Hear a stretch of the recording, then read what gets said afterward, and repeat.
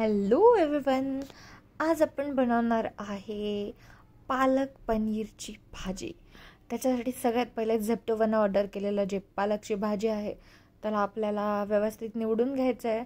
त्याचे जे स्टेम्स आहे ते मी काढून घेते, कारण की मला ते भाजीमध्ये नको आहेत. आणि त्याच्यामधले जे येल्लोवाले पानं आहेत ते पण मी साईडला काढून घेतलेत.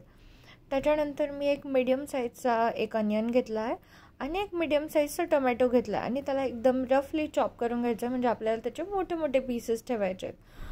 आणि त्याच्यानंतर आपले जे पालक आहे त्याला पण आपल्याला मोठ्या मोठ्या पीसेसमध्ये ठेवायचं. मग बॉयलरमध्ये आपल्याला टाकायचं आहे कट केलेला पालक, कट केलेला अनियन आणि कट केलेला टमॅटो. आणि याला जवळपास 5 ते 10 मिनिट आपल्याला बॉईल होऊ द्यायचं आहे, जोपर्यंत हे सगळं एकदम सॉफ्ट होऊन जात नाही. त्याच्यानंतर हे सगळं आपण स्टीम केल्याच्या नंतर तोपर्यंत आपण काय करू, आपण जे पनीर आणलेलं आहे 250 ग्रॅम्स ऑफ पनीर, त्याला मी पाण्यामध्ये वॉश करून घेतलं आहे आणि त्याच्यानंतर त्याचे मी छोटे छोटे पीसेस करून घेतले. मग पॅनमध्ये थोडंसं ऑइल टाकायचं आणि त्याच्यामध्ये हे आपले जे पनीरचे क्यूब्स आहेत त्याला मस्तपैकी असं गोल्डन ब्राऊन किंवा मॅक्स ब्राऊन होईपर्यंत त्याला आपण फ्राय करून घ्यायचं. तोपर्यंत आपल्या इकडे भाजी सगळी बॉईल होते.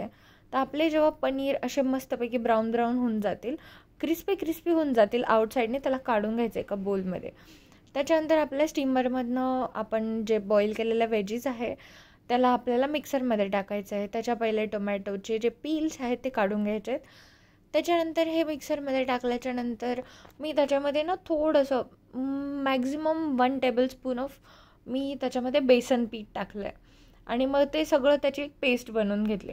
त्याच्यानंतर पॅनमध्ये ऑइल टाकून त्याच्यामध्ये जिरा आणि ग्रीन चिली आणि लसूणची पेस्ट टाकली आहे.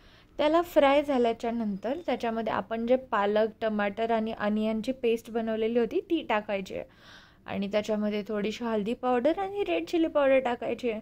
आणि मग त्याला मस्तपैकी आपल्याला मिक्स करून घ्यायचं आहे, जोपर्यंत त्याच्यामधलं पूर्ण जे बेसन आहे ते पूर्ण त्या ग्रेव्हीला जोपर्यंत कनेक्ट होत नाही तोपर्यंत आपल्याला त्याला मिक्स करत राहायचं आहे. आणि मग आपलं बॉईल केलेलं थोडंसं पाणी त्याच्यामध्ये जर आपल्याला पाहिजे असेल तर ते पण टाकू शकतो. त्याच्यानंतर मी एक मॅगी मसाल्याचं पॅकेट टाकलं आहे, बिकॉज त्याच्याने खूप भारी टेस्ट येते या भाजीला. मग आपण जे फ्राय केलेले पनीरचे क्यूब्स आहेत ते त्याच्यामध्ये टाकायचे आणि त्याला पण मस्तपैकी उकळून घ्यायचं आहे.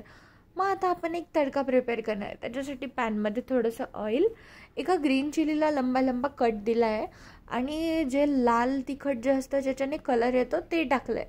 आणि हा तडका देऊन आपलं पालक पनीर इज रेडी.